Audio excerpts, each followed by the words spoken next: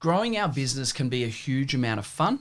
It can also be quite challenging, let's be completely honest. Sometimes it takes a lot longer than what we originally thought when we first set out.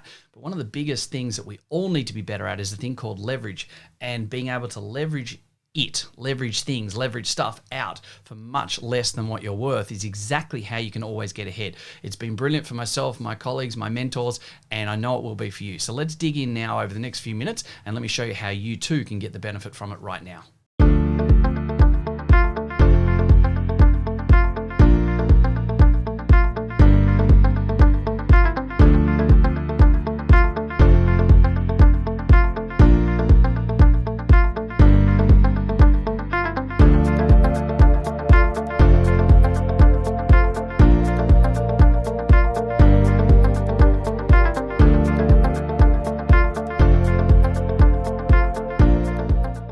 I think by far the most common theme of business owners and colleagues that come to me for help and advice, it probably 9 times out of 10 ultimately comes down to things like time. Okay, I've been saying for more than a decade now, it's all about money, time, freedom, and creating more meaning. And the biggest challenge that we have all the time, excuse the pun, is the fact that we always like to, I guess, point the shotgun at ourselves rather than someone else when it comes to getting things done. And what I mean by that is we always are in a situation where we try and just find the 2 minutes. Or we try and justify in our own head, oh, look, it'll only take me a couple of minutes, I'll just do it now. And then the other one is the other half of the equation is always, oh, but I can't really afford that. And so we have this bullshit practitioner mentality, BPM, that's in our brain all the time that we can't afford something. And let's take an example like websites.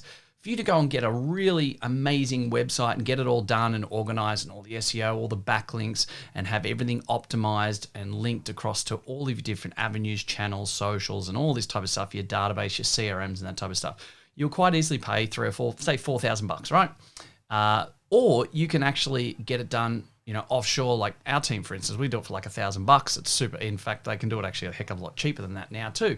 And you get exactly the same, if not better, for the same price. But regardless of the actual price, your mentality as an allied health professional is the most of the time you will go, I can't afford that. Where in actual fact you can, and you'd be foolish to actually try and do it yourself. Let's say it's going to cost you $2,000 for the website, right? You might go, oh, I can't afford that. But here's the kicker. What will take the team 3 to 4 days to do for $1,000 or $2,000 will actually take you probably 2 or 3 weeks, being honest and real.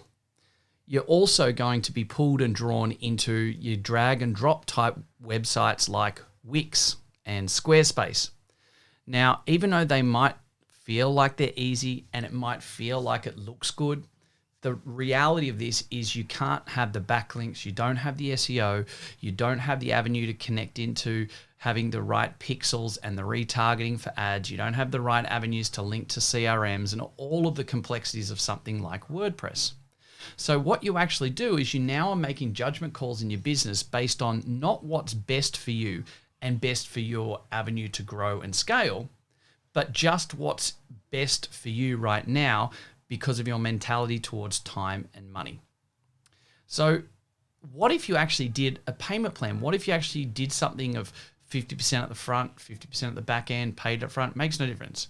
But if you took that 1 or 2 hours that you spend every day for 2 or 3 weeks to get it done, right? And let's be honest, you are not going to be able to design a website from a good web designer quicker or better than 10 or 20 hours worth of work on Squarespace, Wix, etc. And so as a net result, you're actually going to spend 2 or 3 times as much time developing it. It's going to be a lower standard of work that's produced, and you've actually just done a disservice for yourself, your team, your clients, and restricted cash flow. So it hasn't cost you $1,000 or $2,000. It will have cost you $3,000 or $4,000 anyway. Now, let me explain that. Simple thing is this, is that if your hourly rate is, let's say, $200 an hour, then anything that you can do for less than $200 an hour, you must outsource to someone else. You must delegate. You must leverage that out. Doesn't matter whether it's someone in Australia outsourcing. Let's not get into that discussion. The fact is, if you want to get ahead, you've got to be able to leverage things for less than what you are worth. And so if it was going to take you 20 hours of work to do that website, and you're in a situation where it was going to cost you, $1,000 to do it, right? Our team, let's say it's $1,000, 20 hours. Then what you're actually doing is you're actually putting your billable rate at, what's that, $50 an hour. But we just discussed moments ago that your hourly rate's probably $200 an hour. Like if you've got a couple of work cover client for an hour, it's high 170, 180 type of thing. If it's a NDIS client, etc. If you're doing a half-hour consult for $100 for a private client, well, then two of those in that same hour is $200. So it's very, very feasible to be able to say that our hourly rate is $200. Now, for this example, if you're going to spend you would costed $1,000 for a website, but you went, no, I can't afford it, or I can do it myself. Let's just pull our head out of our backside and realize we're not going to do a website as good as the people that actually do them when they're done right. All right, they're going to have it done on WordPress with the right plugins and theme builders and the right optimization and image optimization, and all of that's going to be done. But we're just going to use Squarespace, right? Now all of a sudden you've got, I've got a website. Yep, great, and it's nowhere near as good, but you've spent 20 hours. 20 hours that ultimately you could have got saved by spending $1,000. So what you've actually done is you've made your time $50 an hour, but we're just saying that we're easily billing at $200 an hour. So what you're actually doing is you're actually reducing your own worth and your own value by fourfold. So it's 25%. So what if you actually flip that around and said, hang on, I'm going to just invest that $1,000. However we make it flow with cash flow, it doesn't really matter for the time being. The fact is, we're going to go ahead and invest that $1,000. That's now going to free us up for 20 hours. Now, think about what you can do with 20 hours in your business right now. Maybe you're actually going to go and invest 10 hours of that seeing clients. And at $200 an hour, that means you've actually now made $2,000 cash flow. So you've not invested $1,000, you've actually invested $1,000 but made $2,000. So you've now actually got a better website, everything's going amazing and it's a better platform, etc. And you've got another $1,000 cash flow. And you've still got 10 of those 20 hours for you to invest. Think about the power of you investing an hour in that week each day with your team and another hour each day on marketing. There's 20 hours spent, but you've invested 10 of those into money-driven activities. The business has made more money. You've created more impact and got better outcomes with clients. You've spent 5 hours with the team on team development and training, learning, etc. You've spent 5 hours of specific marketing, which you will then be able to grow from further. So the net gain is you actually gaining several $1,000s of cash flow as a bare minimum in the weeks ahead, and you're getting a better product at the end of the day. So that is one of many, many examples in that situation where we need to leverage things out. And your mentality has to be, if I can leverage this out and pay for someone or technologies, like a system, a technology, or a person, right? The 3 forms of leverage. And I can actually get that done for less than what my hourly rate is. You're foolish not to be able to do that. We use VAs in a great situation. Everyone tells me that it's about 45 minutes to an hour every day that you invest or spend writing notes, doing doctor's letters, etc. Why would you do that with pen and pencil or a computer or an iPad, those other substandard devices called Surface Pros, etc.? It's a joke, guys. Just relax. Why would you have 2 or 3 team members do that? If you know that their billable rate is $200 an hour, well, if you invest or waste an hour for them every day doing that, then that's $400 or $600 of time that you're spending on that each day. Whereas you get a VA at, like $8 an hour, and all of a sudden you could have a full-time VA for like $65 a day. So you're getting all of that work done, opening up 2 or 3 hours for 2 or 3 practitioners every day for more work to be done. Plus, you're also not wasting that amount of money on the wages on money-generating activities that could be done. So it doesn't matter how you slice it, how you dice it, how you look at it.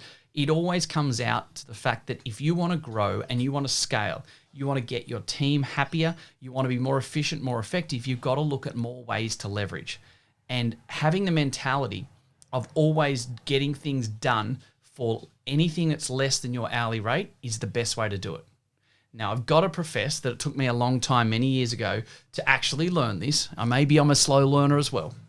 But I literally did it as a a 1 quarter based ratio.